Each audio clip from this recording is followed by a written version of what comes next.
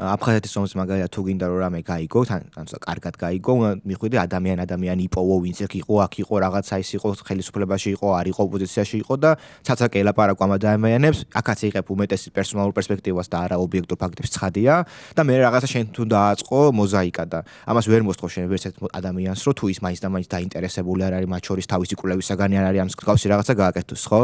და ის რომ ეს ჭრილობებია ჩვენ ახსენე იგივე აფხაზეთის ომი, სამოქალაქო ომი არ კიდევ ასეთი ჭრილობა მე ძალიან თავსი ჩვენს ხოლმე ძალიან ხშირად და ბევრს ის ეგეც არ ახსოვს. აი თბილისის ომი რო ახსოვენ ხა ჩვენზე პატარებში მე თუ მეტას ალბათ ბევრმა არ თის რა თბილისის ომზეა საუბარი საერთოდ, ხო?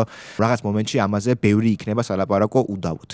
და ის რომ ეს ტრავმები არსებობს, ხო, როგორც აი ბევრ მომენტში წამოიჩიტება ხოლმე და ბევრი შეგვახსენებს ხოლმე თავს. ამ მიმართულებით ბევრად საკეთება შეიძლება, ალბათ ამას და უფრო სტაბილური პოლიტიკური გარემო სჭირდება, მათ შორის მზაობა სჭირდება ხალხისაც, ვინც მონაწილე იყო ამ ყველაფრის და ასევე სხვა ადამიანებისთაც, რომ რაღაცებზე უფრო ღიად ილაპარაკონ, რაღაცები მათ შორის ღიად მოინანიონ, რაღაცებზე ღიად კრიტიკული ანალიზი დაიწყონ, შეფასებები გააკეთონ. ეს მოხდება ალბათ რაღაც მომენტში, იქამდე მოგვიწევს რომ ამ ტრავმებით გავაგრძელოთ არსებობას. სხვა გზა უბრალოდ ამ მომენტში ალბათ არ გვაქვს.